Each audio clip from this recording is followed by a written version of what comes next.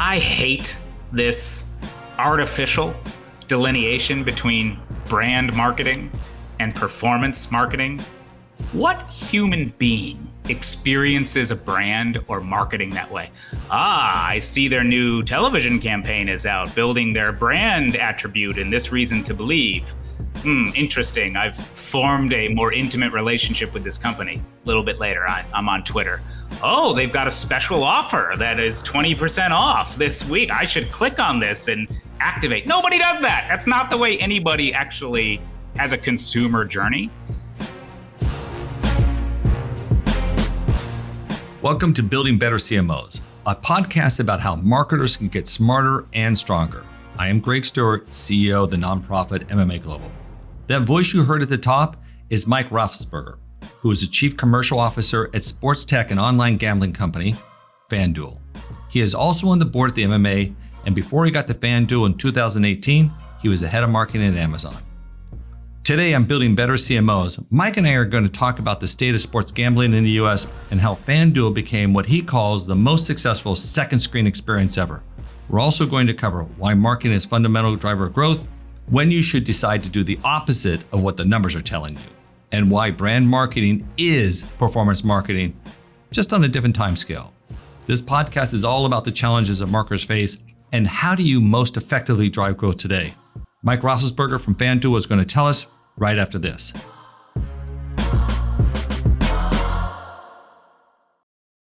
Mike Raffensperger, so great to see you today. I'm glad you could join me here on Building Better CMOs. Greg, it's great to see you. Let's just jump right in here because I think this will be fun. So listen, Mike's with FanDuel, if people didn't sort of read the blurb on the cover or whatever, so in the episode, and we'll talk a bit more about FanDuel. But Mike, I think I could go right to the point. This is a show for CMOs. You're actually not titled CMO. You were, but you're not titled currently CMO. What is your current title? My current title is Chief Commercial Officer. The role I had prior to this at FanDuel was Chief Marketing Officer. And so marketing is under my remit. So marketing is a part of what I oversee. I also see sort of all of our commercial P&Ls, which drive the revenue line of our business. We also kind of have a media entity that runs a number of different channels, including a linear television channel that's under me. So my job essentially is top line revenue and how we get there. Said colloquially, I'm in charge of making sure we make enough money while not spending too much throughout the process, which in my category tends to be a little bit of a deaf trick. Okay, well, we'll get into some more of that, then that'll be good.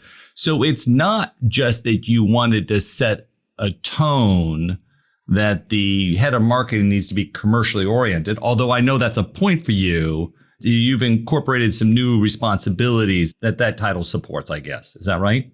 That's right. I mean, we'll get into it, I'm sure. But yes, I'm a huge philosophical believer that marketing is not a cost center. It is a growth driver. And fundamentally, if you're going to believe that, you also need to take the accountability of that growth. And so it helps you really earn that full seat at the table and understand the true drivers of the P&L. And so, yes, I did take on that remit. I think that's why we got together, because I heard that in the conversation you and I initially had. And by the way, just for the audience, Mike does sit on the board of the MMA. But, that's the thematic of everything the MMA does. What are we doing to make marketing better? What are we doing to build better CMOs? So the point of the podcast, the point of the organ of MMA Global. So let's talk a little bit about the category you're in, because not everybody knows your category. So sports betting. Let's talk about sort of what's happened with FanDuel. There's at least one other biggish competitor out there. Can you give some people an orientation to what the business and what's changed in the world that made FanDuel possible? Sure. So we are the biggest online real money gaming company in the United States. So we run online sports betting, fantasy sports, casino, things like blackjack, slots. And really the seminal event was about 5 years ago. The Supreme Court made a decision that allowed states to regulate and tax online wagering, online sports betting of their own accord. Previously, that was illegal across the United States, except in Nevada.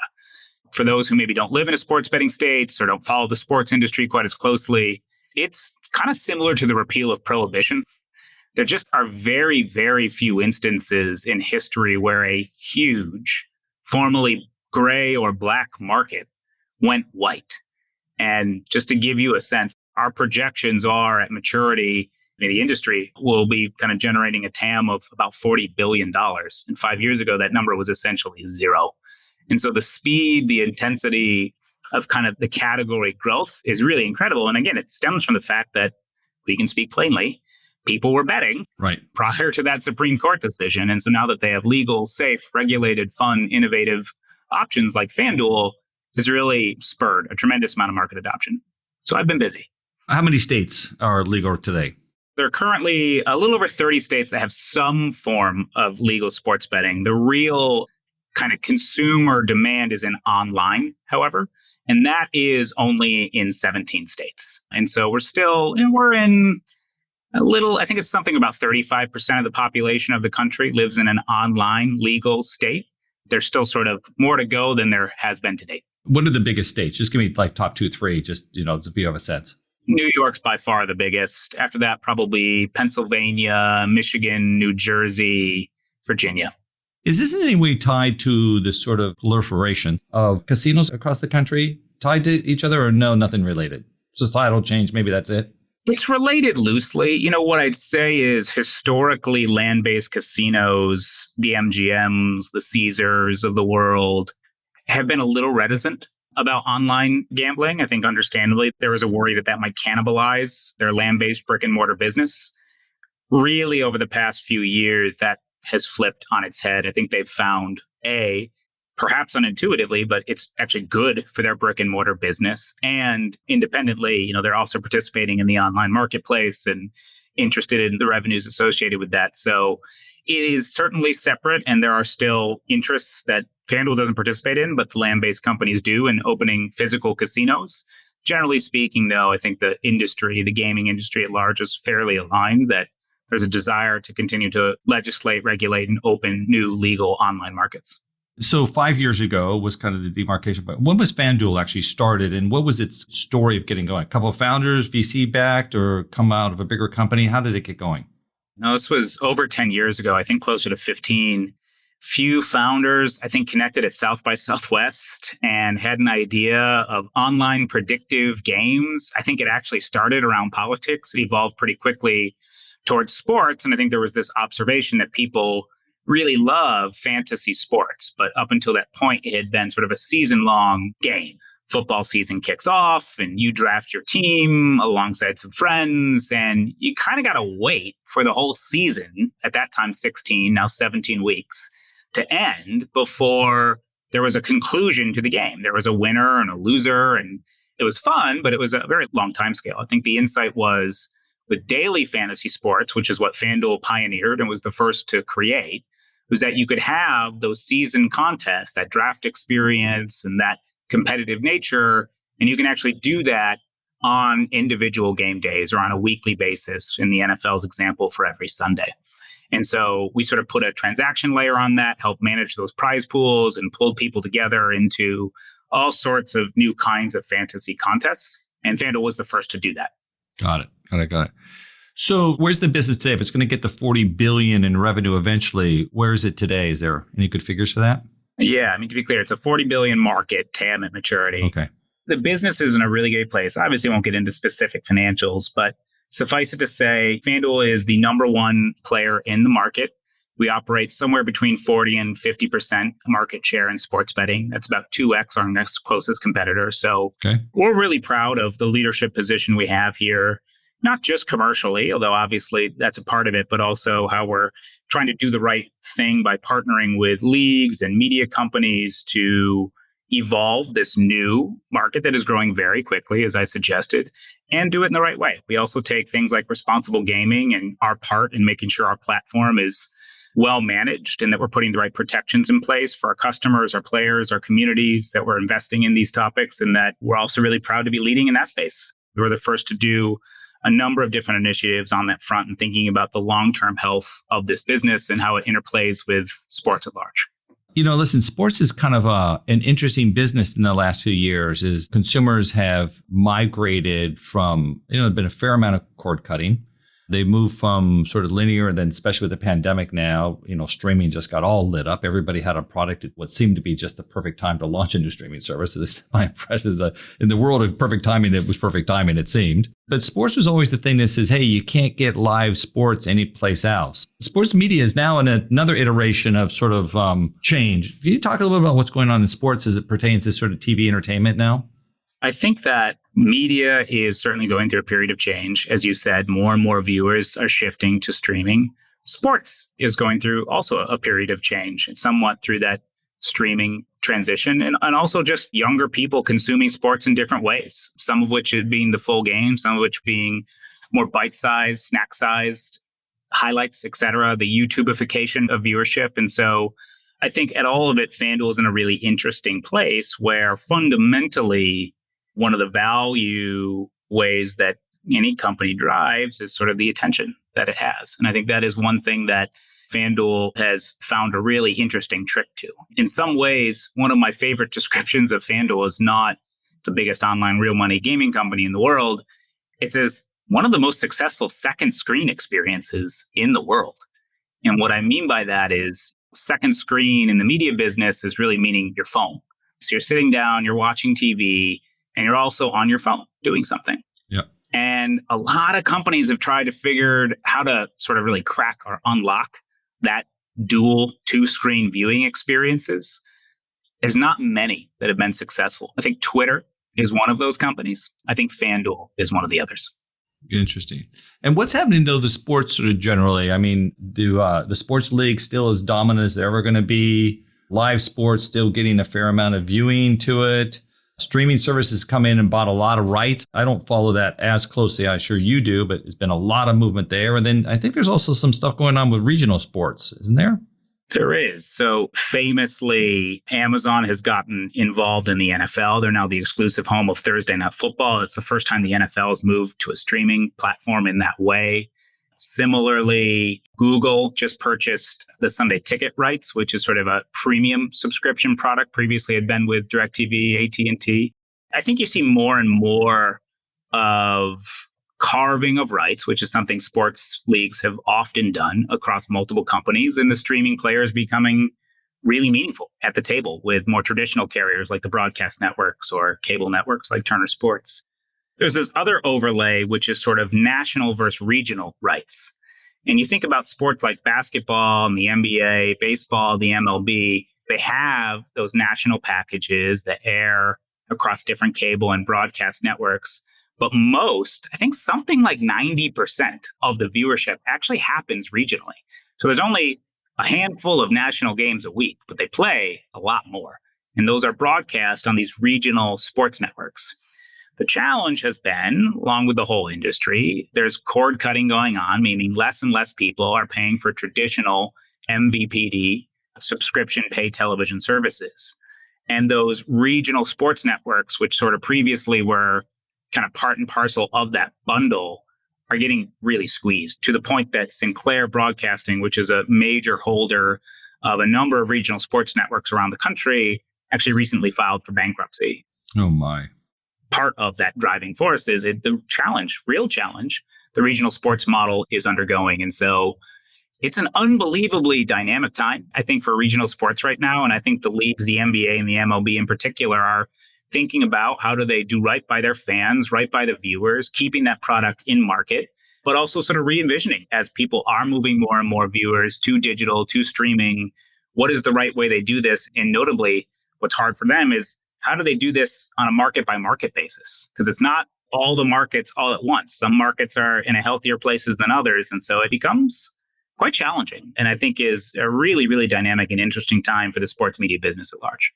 Is there a point in time you look down the road, you think that FanDuel could pick up some TV rights? You know, FanDuel getting in the mix with Fox and CBS and Amazon and Apple, I got some coin to spend. I don't know if I got that kind of coin. And I'm also not sure FanDuel is really the right exact home for rights in that regard.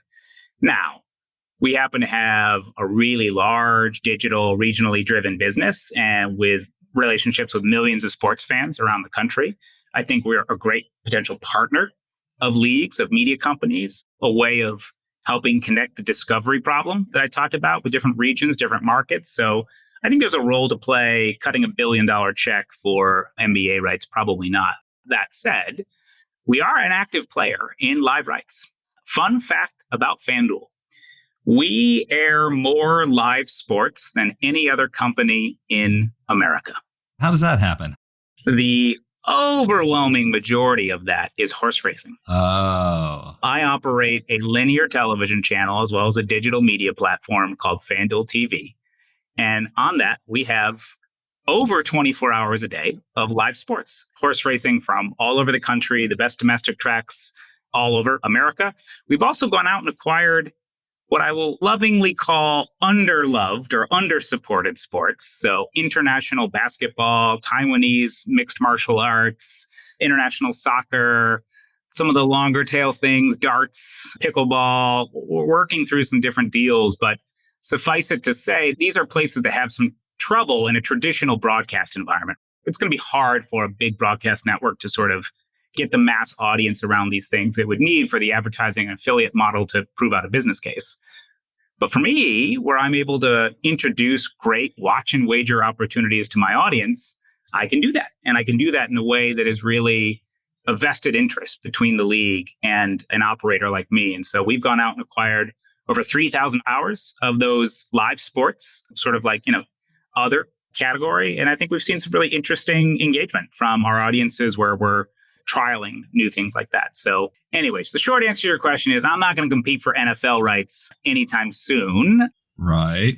But, maybe more deeper international football markets, who knows?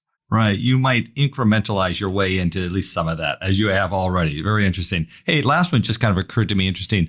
There's a lot of attention being given certainly to college sports and the players actually receiving some of the compensation that the universities were getting. You or FanDuel have a perspective on some of those changes going on in college sports? You're referring to kind of the name, image, likeness, NIL deals with student athletes being able to be compensated. Yeah. Look, I'll put my FanDuel hat on and then I'll give you more of my sports fan personal answer. With the FanDuel hat on, I think that college athletics are a huge part of the adult consumption of sports across America. And we have a thriving sports betting business around NCAA, basketball, football, on down the list.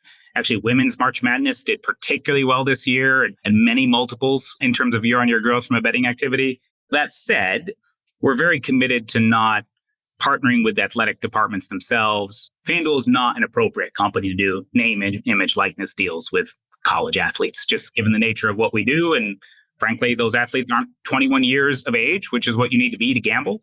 And so we've made the commitment. We don't advertise on college campuses. We don't market to college students. We're not going to do NIL deals with students. And that's just sort of the right way to run our business. Taking the FanDuel hat off, personally, I think college athletics is in an interesting space. And the reality is it's a big business. It's a multi-billion-dollar industry.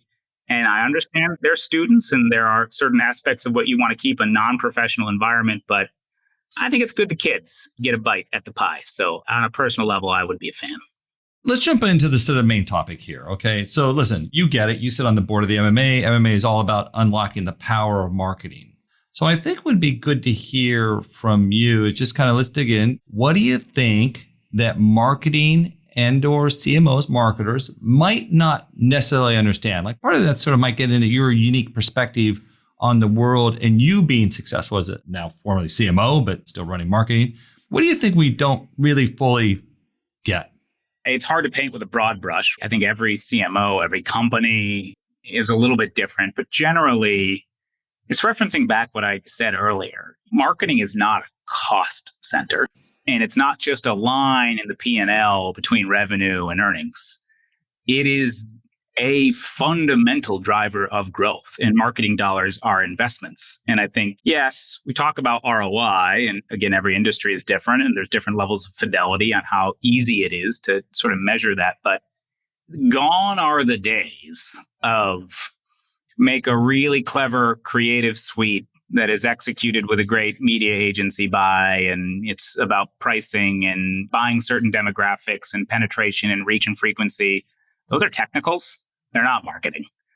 And so to truly have a senior role in shaping the outcome of an enterprise, there needs to be an accountability. And it is, in my humble view, the key commercial driver of an enterprise. And really great marketing is the difference between the number one and number two, three, four plus player. The CMO's job is not to be the best marketeer at the company. The CMO's job is to be a member of the senior leadership team with accountability for driving growth of the enterprise. So, Mike, this is kind of interesting. I've told this story a lot. There was a number of years ago where I sat with the CMOs of some of the biggest companies in a closed door session, and just to name names, because none of these people are in their jobs right now, so I can do that. But, it was a CMO of General Motors and T-Mobile, and Dunkin' Brands was there, and Chobani, a few others, right? And it was interesting. We asked them a question. We said, what is the role of marketing? And this is probably like 5-6 years ago. I don't remember any of them really saying growth. What was interesting about that conversation is that everybody had a different answer. Some said it was the voice of the customer. Some said it was customer experience. Some said it was protecting the brand, but there wasn't a focus. It seems like there was a big new focus in marketing around the orientations of growth. Does that feel right to you? Think it's changed? I don't think there's any role in the C-suite that has undergone more change in the last 20 years than the CMO. I do fundamentally think 20 years ago, steward of the brand, voice inside of the customer, more functional. It was a functional definition. And I just think it has evolved. And some of it is how much the function has evolved. It's not just creative and insight and media buying. You have to be a technologist to really understand the depth of digital technology, ad tech, martech, et cetera. Great marketing that doesn't live up to the product or the customer experience is crap. And so you really need to be able to influence that, understand the full funnel CX of what somebody is. You need to be a great partner with finance and forecasting and what is the shape of things, what are our assumptions, risks and opportunities. There's just a tremendously broad collection of work and knowledge that needs to be brought to the role. And again, fundamentally, the CEO isn't really looking for great marketing. He's looking, or she's looking, for a bigger business. And he needs people on the leadership team to take accountability for where that's going to come from. And as I look at a traditional C-suite, there's no better person than the CMO to take that accountability. Mike, it's funny you said there's actually an interesting study out there by, I know Kim Whitler worked on it. I'm pretty sure Dr. Neil Morgan was also involved in this. So Dr. Kim Whitler, Dr. Neil Morgan. And their analysis was looking at boards of directors that had CMOs on them or marketing people on them versus those who didn't. And they found that those with marketing people versus the usual finance, legal kind of orientation had 3% higher growth in those companies who didn't have a marketer on the board. So it kind of gets at that, right? Marketers are about growth. They're the ones who are saying, like, I get all the risk assessment, everybody, but what are we doing to grow the business? Yeah, and I'll paint with an unfair brush because I've worked with plenty of incredibly talented CFOs that are also really growth oriented, but we can speak plainly, often a more risk sensitive profile, right? And you can also manage a business, whether it's legal risk mitigation or financial risk mitigation, or how does it perfectly fit on an Excel sheet? And that doesn't often create the space for growth conversations. And so again, I just think the nature of where marketing sits in the organization, which does, by the way, have huge voice and role and accountability to play in the things that you mentioned. A brand is an asset. By the way, it's a long-term growth asset. And your customers and understanding what they really want and they really need are an incredible engine of growth. And so I won't belabor the point other than to say, happy to see the results of that study and my fellow marketing professionals driving positive outcomes in their board seats. Correct me if I'm wrong, but you actually started out, I think you got a business undergrad degree, if I remember right. And then you want to make TV shows and movies. Is that right? I did. I went, my undergrad was in business administration and did a minor in broadcasting communications. I moved to New York over 20 years ago. And I thought I was going to make movies and television. Writing, producing was sort of the loose vision. I immediately sold out because that is a very difficult path. And I pivoted into marketing and advertising pretty quickly after. But I guess, listen, you started with an orientation towards, I would say, the content creation seems to not sort of capture it, but in an orientation to create film and other experiences for people. But you have such a business orientation to the way you talk about it. Like I almost would have thought you'd walked in with an MBA in the way you're coming at this, or a background in economics. Where did you get your kind of commercial orientation, or such a significant commercial orientation? I did do a residency at Columbia. It was part of the journalism school, but it was specifically a business residency, looking at the economics of the media business at the time. Again, huge disruption. That newspaper and print business not being what it once was. And a lot of that was around the evolution of that. What are new business models? How can you do it? And some of that, I think, was a really, first and foremost, just a really rewarding educational experience. Also, help round out some of my thinking.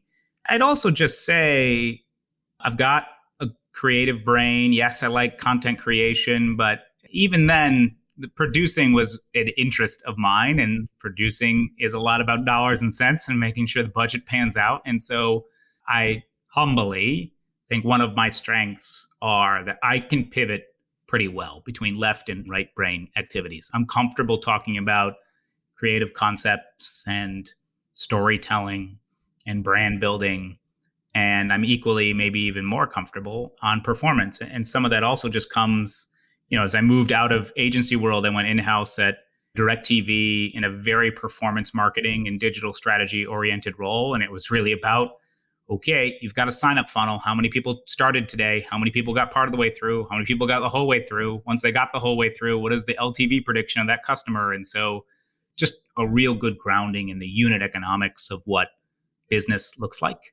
And that's sort of grown from there. Got it.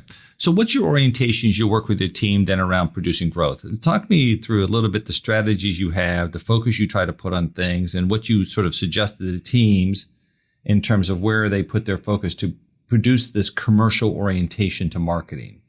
And what do you, especially you could just talk in general, but if you think also there's some of it that you think is really differential, what you hear from other CMOs, that'd be interesting to me too. Yeah, it's kind of a huge question, Greg, right? Like it is. That was a big one. I should have parsed that down for you. I thought about that.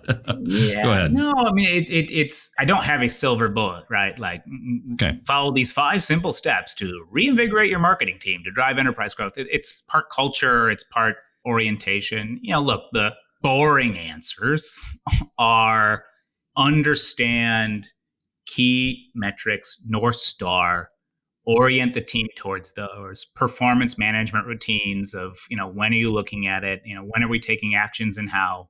I think a test and learn, not just culture, but rigorous roadmap of what that looks like. I use this language a lot.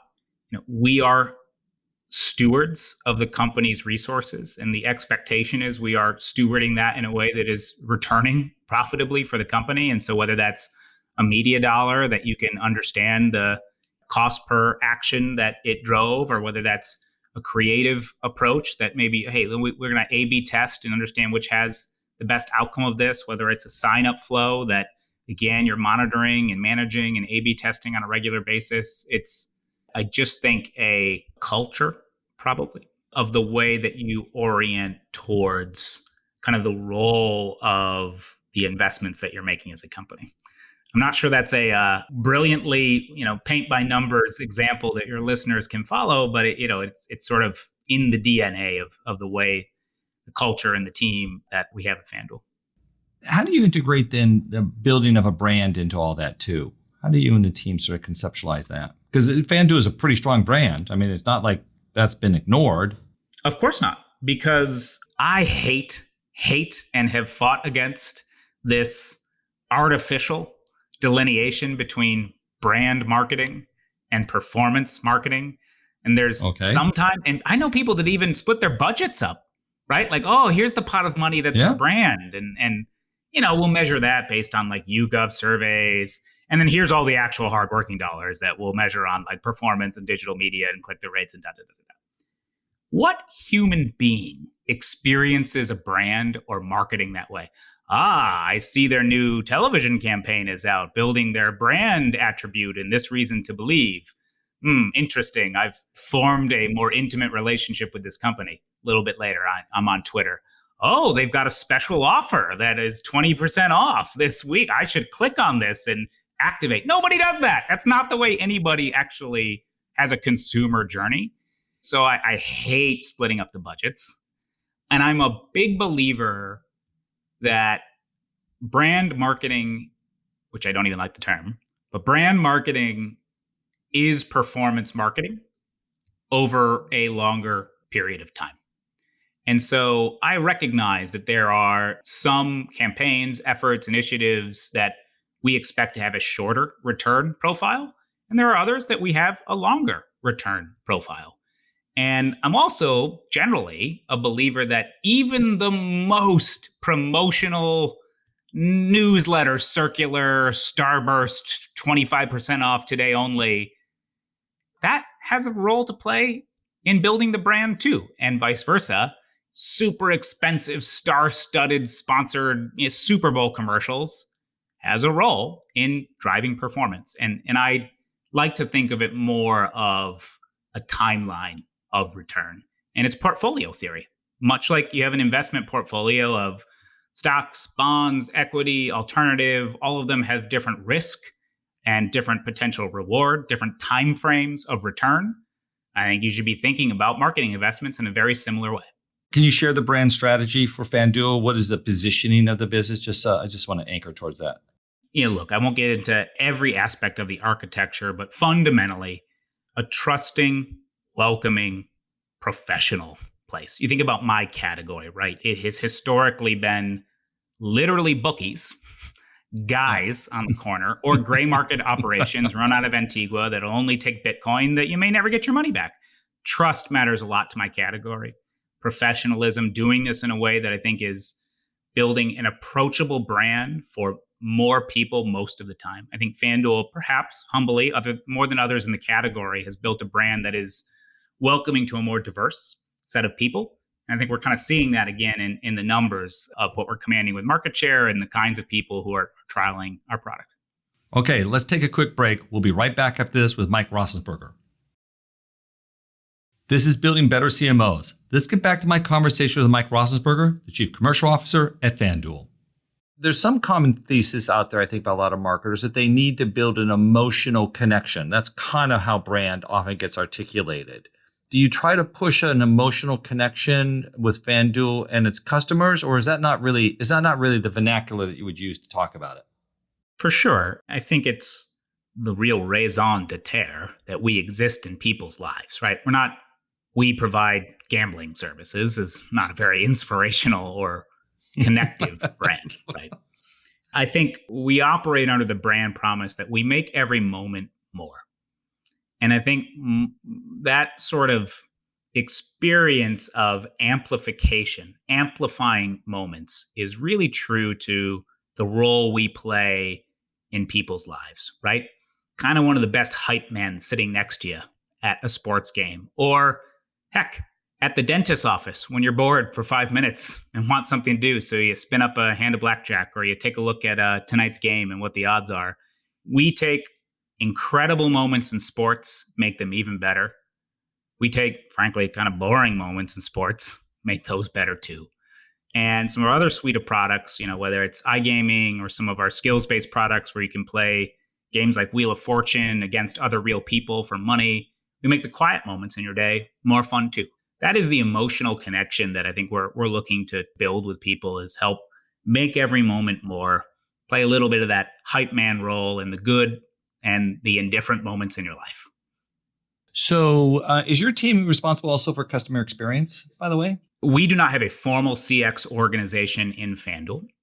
And I actually think that's a good thing, because the reality is your customer experience is not just marketing or the customer acquisition funnel or our CRM campaigns. It's not just our product and the way our UX is laid out and what our homepage looks like. It's not just our CS channel where when you want to chat with us if you've got a problem.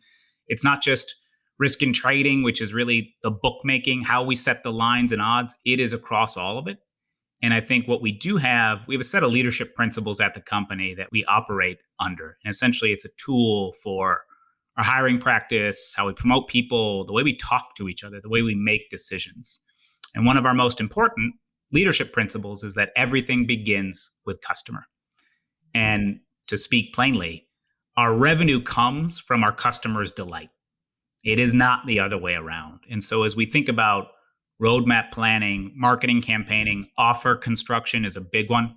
Making sure offers are straightforward, clear, easy to use, that it begins with the customer, not a commercial model of, hey, this one's slightly less expensive or slightly better return than that one.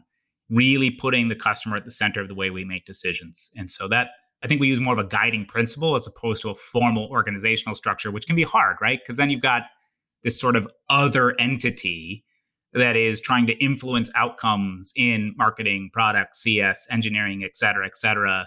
I think we've felt it was more instructive and more successful if it is embedded in the fabric of the way we make decisions, regardless of what department you're in. Where were you in the list of CMOs that came into FanDuel? Were you weren't the first CMO, were you? I assume there was somebody before you. I was not.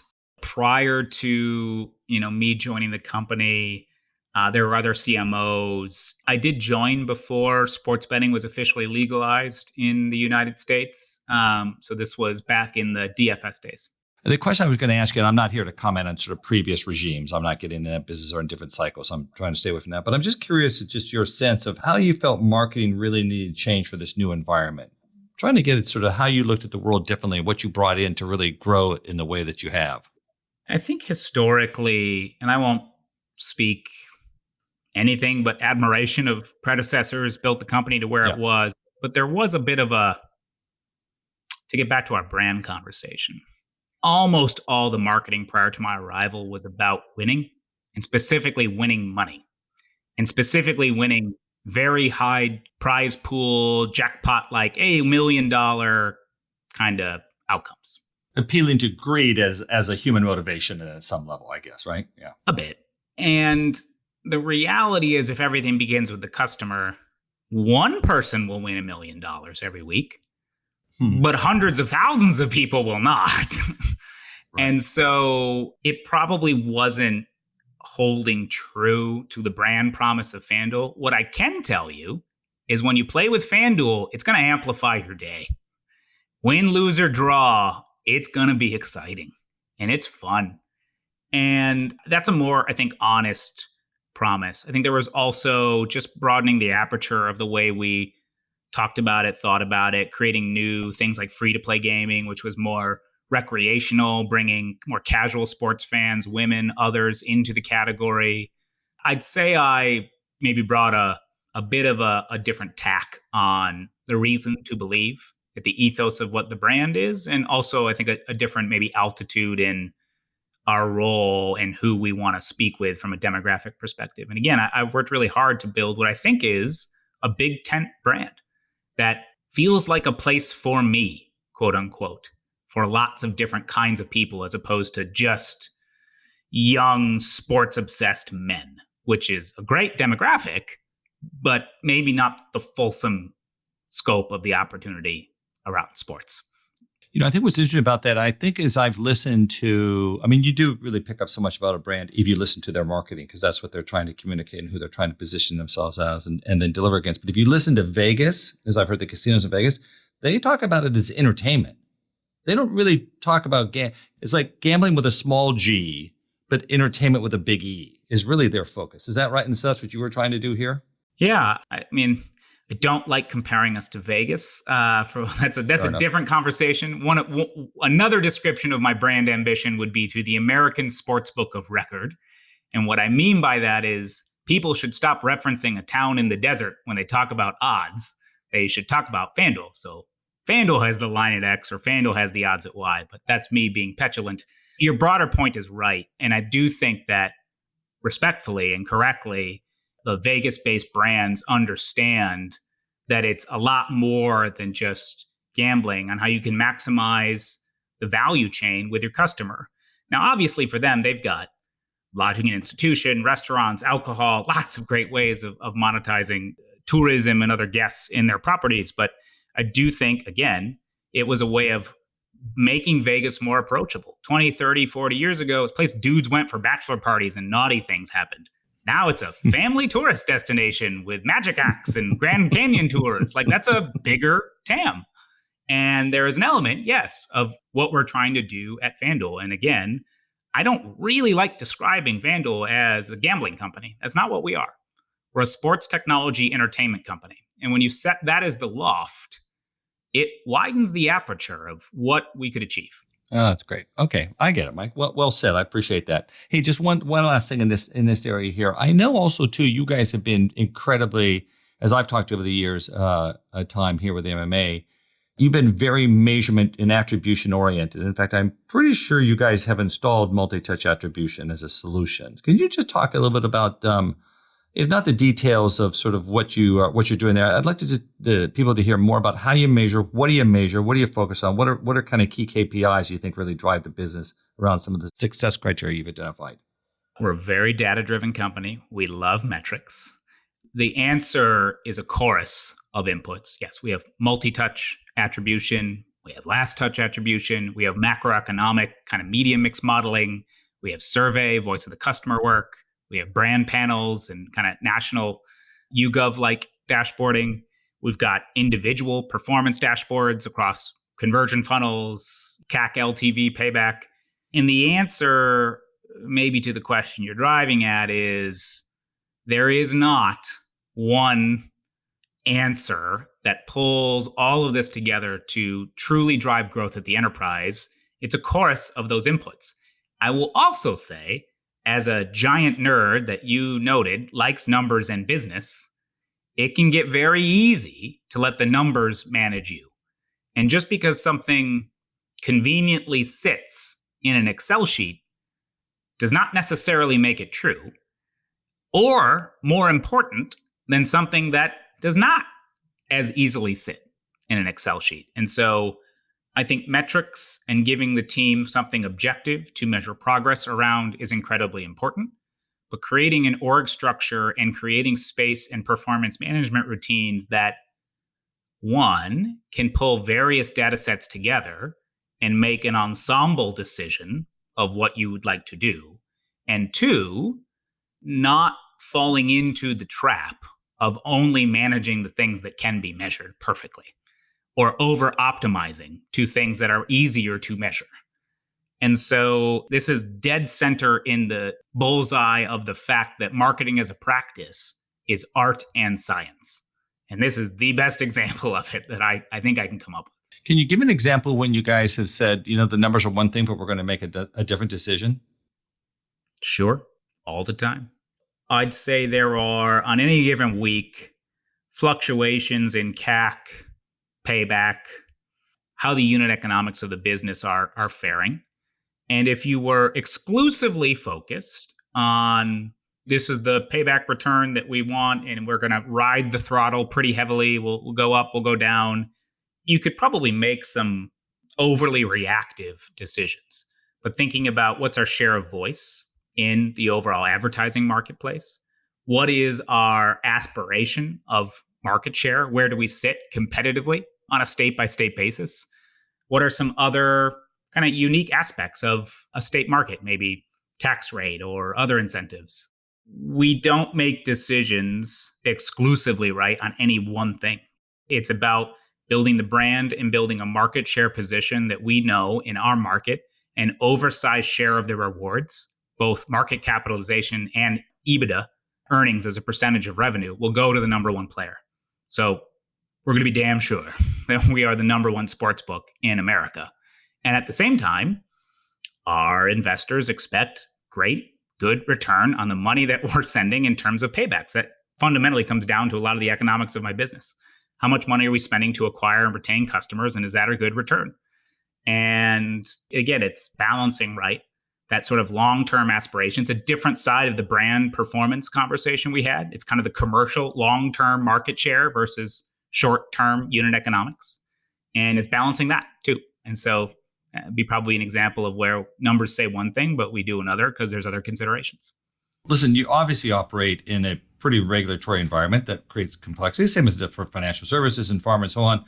What is the challenge that really FanDuel most faces beyond the regulatory environment? It is not just a regulated business. It's also a hyper competitive one.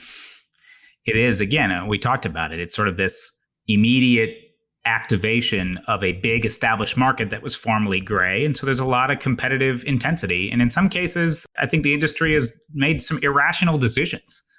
And we've had to have the discipline to not follow folks into those irrational decisions, stay true to what we think our value proposition is, building a better mousetrap, being more efficient, frankly, doing more with less has been a hallmark of our marketing apparatus. We take a lot of pride in the fact that as a cost per download or for every dollar spent or every dollar bet, how much more comes back in revenue from our player base is more efficient than anybody else in the category. And so that's pretty meaningful, right? Spend less but achieve more is not always an easy trick to pull, particularly in a category that is very aggressive. And so it's been navigating that and continuing to navigate that for the future. I think that I'll give you a bonus challenge. Stewarding the long-term health of my business and the industry, right? And we spoke about it earlier. I take very seriously the responsibility that FanDuel has to developing this industry in the right way, understanding our role as part of the community as civic participants. And so responsible gaming is something that we make a lot of investments in, whether that's dedicated Marcom advertising. We've created a set of tools in our product where people can put deposit limits or time limits on their play.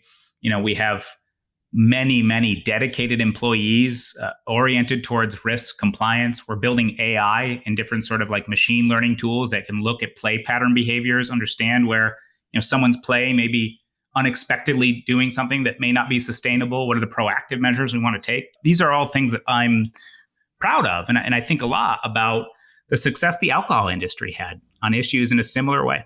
You think 20, 30 years ago, culturally, drunk driving was very different than it was today. And I think the alcohol industry made a commendable and correct decision to sort of get behind things like friends don't let friends drive drunk, other investments in how they understood, right, their responsibility as an industry to being civic participants.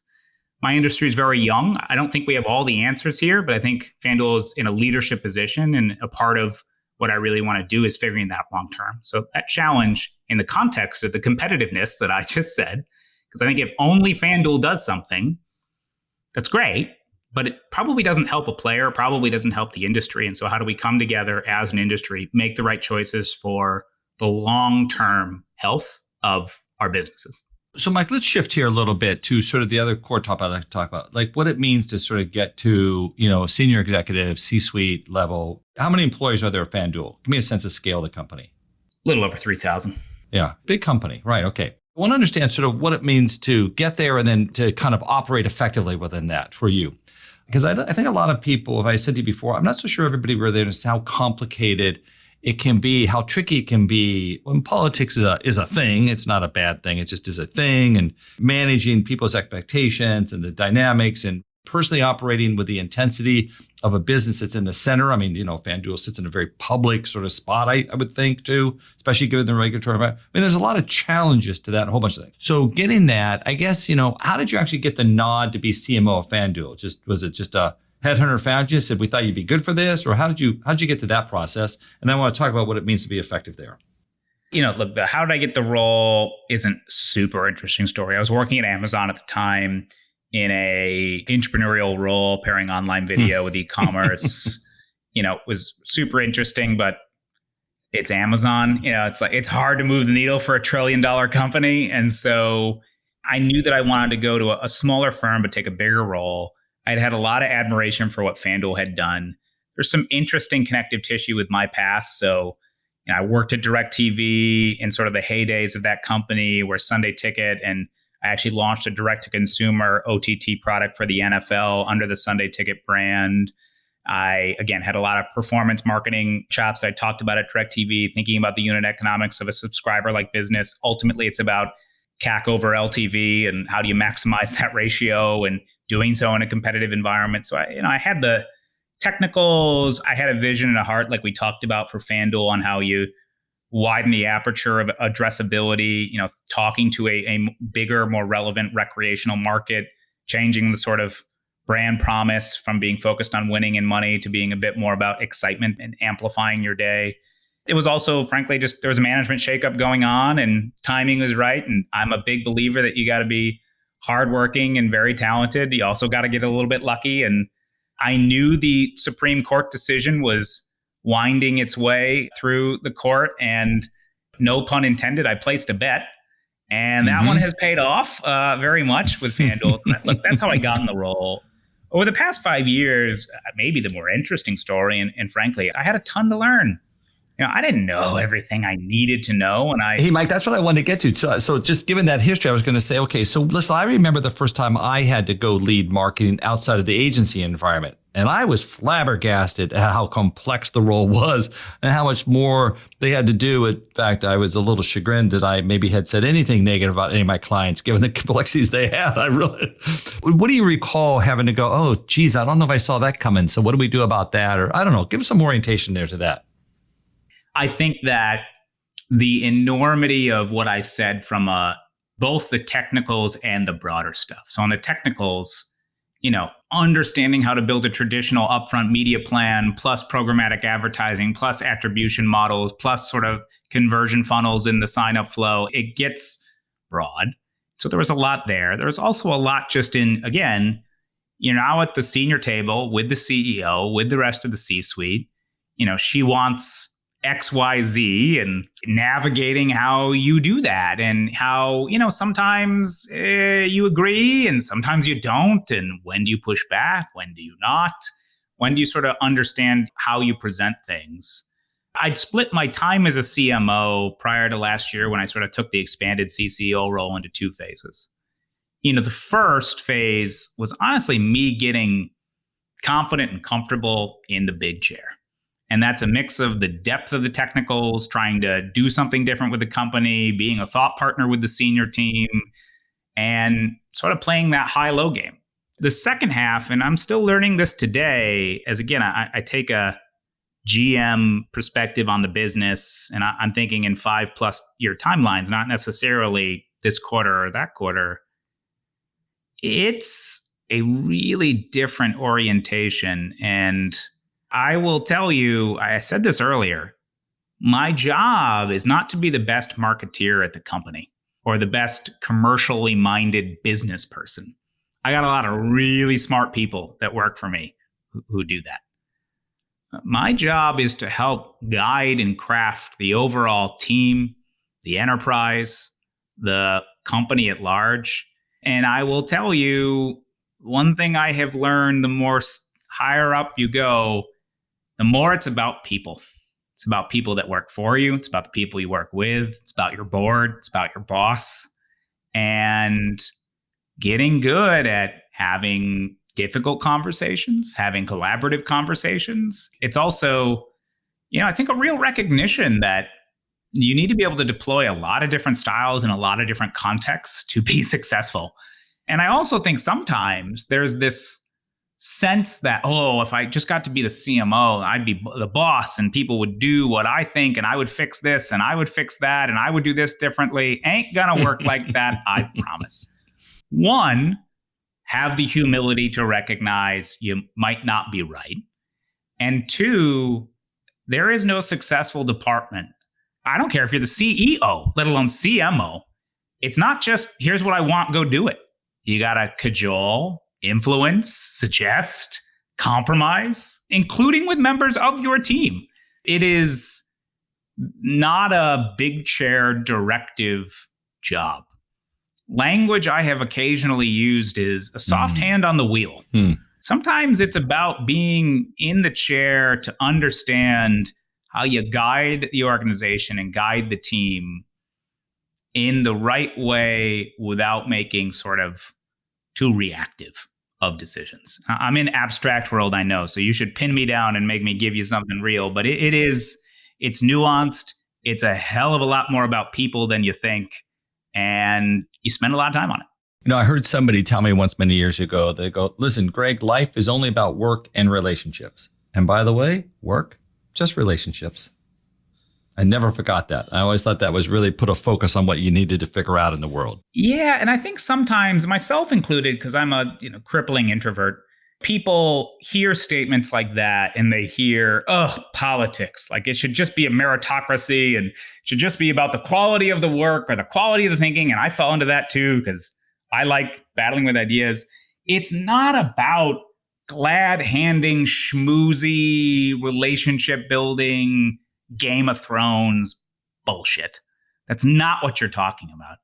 What you're talking about is the reality is any great work of humanity, whether it's selling sports betting or putting a person on the moon, only happens through collaborative enterprise of a whole bunch of people.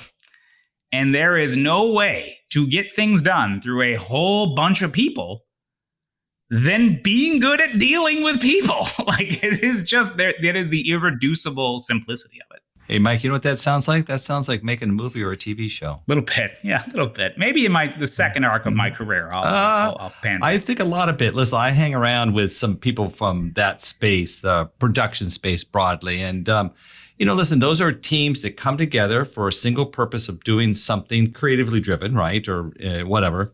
And they come together, then they break apart and they go work on other teams. They mix and match teams, but people don't generally sort of work for, not often, sometimes, but for a single company. Like they're moving around a lot. It's always very interesting. And that does require that you build up a sense of immediate trust and that you can communicate with people. People like working with you. I mean, there's a lot of that collaboration. It's sort of a good model, it can be challenging. I think it's movie making. I think it's the president of the United States. I think it's NASA. I think it's sports betting, Coca-Cola, ABC. I don't care what it is. I don't know. Leading your church group. There is no endeavor involving two or more people that doesn't require an element of being good with people. And the more people it requires, the more good, quote unquote, you need to be at it. What do you think it is for you being good at working with people? Like, what does that look like for you? Like, what do you try to do? How do you kind of approach people in that regard? Oh, you should ask my team, who I'm sure would say I fail at this all the time. So mine too, but I'm looking for kind of an orientation or a philosophy there. Look, as a manager, I'm a believer that my job is to hire people smarter than me, get them in a role, and to clear roadblocks out of their way to go do that smart thing I hired them to do. Now, that may be an internal roadblock that they don't see about themselves, and that's a coaching thing. That may be an internal sort of organizational roadblock of other departments, and it may be an external one where something in the market, and my job is to kind of come alongside them and help clear those roadblocks. As a leader, I try to set a inspirational vision of what we're doing, the tribe we're a part of, what we're trying to achieve, why it matters, the role we play in people's lives, and the role we play in, our responsibility to the enterprise and creating shareholder value.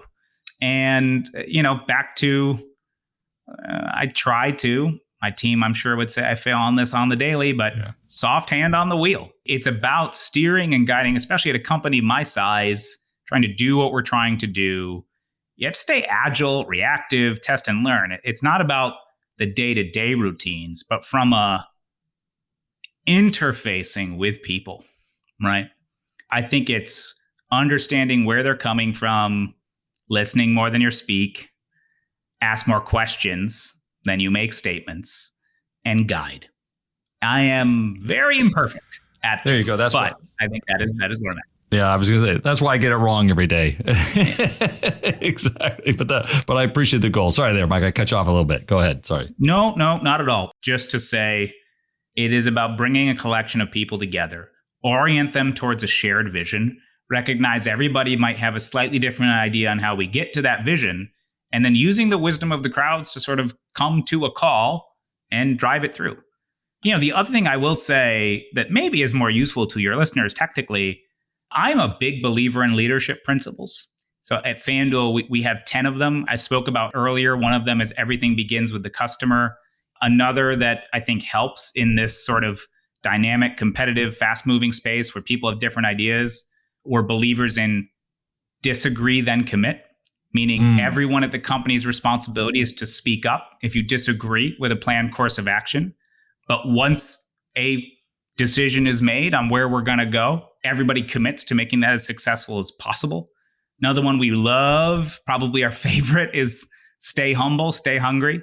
Very conscious we're the number one player in the space. All that means is we got a bigger target on our back. And so not resting on the fact that what we've accomplished to date is something we should be proud of. How do we stay humble, stay hungry to achieve more?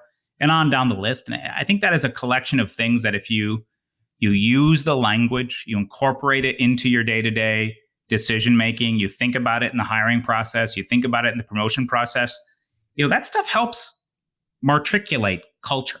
Yep. And culture is a fuzzy thing, right? It's alchemy. And some of it comes from the top and some of it comes from the bottom up. But I do think the leadership principles are, every company can choose their own and they can be a bit different, but a really great way of maybe getting to, I'm wandering off the path of your question a bit, but that style of how you deal with people, especially 3,000 people in different continents all over the country, you need a shared framework. And I think the leadership principles can be very helpful. I love that. Listen, disagree then commit is an Amazon principle, as I remember. I think I always love that one. Oh, we stole it. Yeah, I stole it from Amazon shamelessly because it's a great one. I think that's exactly how they got to a $50 billion ad business too, because I think Jeff disagreed and they finally said, no, whatever reason they made a decision and they went full force. So good for them. Hey, a couple of lightning round questions. They'll be really fast. You ready? Okay. Who in marketing, person, company, could be even a campaign, do you most admire? Give an example of somebody. It could be recent. It could be long history. Oh, man. There are so many people that I admire. And this one might go slightly off the beaten path of purely marketing, but Phil Knight, I love the Nike story. I love the initial insight that got him to build a better mousetrap with running shoes, the way he's scrappy kind of got it going. And then obviously from a marketing perspective, changed the face of sports and endorsement-based advertising and marketing. And I also just think kind of a really contrarian, different guy, charitable, a lot to like about him. So I'll go with him. Yeah, that's an amazing story because they were really definitely behind. They had a lot of big competitors that were kicking their ass. And so for them to come out, they did incredible. Okay, what's most overhyped in marketing today? What do you think we just kind of aren't getting right? Or maybe we're overexcited about, shouldn't be that excited about? It's a tough one because these are kind of boom and bust cycles. I might say, this is harkening back to something, the belief that perfect measurement exists. Oh. And if we can just measure it just so, then the answer will present itself. Nah, your job is to come up with the decision. Yeah. The measurement helps inform it. It's never going to be a panacea, and I don't think AI is just going to solve the problem for us. Okay, I'll take that. That's good. And I'm a big measurement guy, as you know. So, okay, what's underappreciated in marketing? What do you think we're not seeing an opportunity out there yet, or that you're seeing you don't think others are yet? Tough one. Mm-hmm. Look, I think that there is influencer marketing in some ways is both. I think it's overhyped and underhyped. And so I'll take the bull case on it. So there is an overhyped element of it, and too much money thrown at too many Kardashians for too stupid of tweets. Like that's the overhyped bit. But the underhyped, I do believe that the seminal point of users' attention, consumers' attention, is being more and more tied to personalities. And you see this in certainly the media space where it's the talent, right, that drives it, not the four-letter bug necessarily in the corner. I think you see it in the sports space, the NBA in particular. The players are, in my business, player props, huge part of the way people bet, even more so than who's going to win, what team is going to win. People are fans of LeBron, right, regardless of where he's playing. On the underhyped one, I think it's too easy to sort of go for the AAA endorsement, right? The Kardashian, the LeBron, et cetera. The gems can be where you find someone with truly, truly authentic relationship, authenticity. right, with their audience. Yep. And forming a partnership with them, not as this YouTube video is brought to you by blah, blah, blah, blah, blah, and skip. Something more genuine, more integrated, where you're closer to business partner than you are marketeer and advertising platform. I think that's a little underhyped. You know what? I think I asked that question wrong, didn't I? I really should have said the over and under in marketing. I think I would have asked you, what's the over under, right? I think that's exactly right. No, I answered it wrong because it would have been a far more entertaining podcast if I said overhyped influencers and underhyped influencers. I blew it. I completely blew it. Okay, well, eventually we're going to get it all right. Listen, there's a lot to learn in marketing. We're still all trying to figure it out, so I appreciate it. Mike, listen, you're the best. I love you being on the board. I really appreciate it. I love your perspective. I do agree. Chief commercial officer. I think every marketer should turn to chief commercial officer at this point. It's a statement we need to make to the industry and to our bosses. I think so. I don't know. We'll all get there eventually. Thank you, my friend. I appreciate you doing it. Greg, this is a lot of fun. Thanks for having me. Thanks again to Mike Raffensperger from FanDuel for coming on Building Better CMOs. Check the show notes for links to connect with Mike. If you want to know more about MMA's work to unlock the power of marketing, visit MMAglobal.com. Or you can attend any one of our 30 conferences in the 15 countries where MMA operates. Or write me, Greg, at MMAglobal.com. Thank you so much for listening. Don't forget to leave a review on Apple Podcast.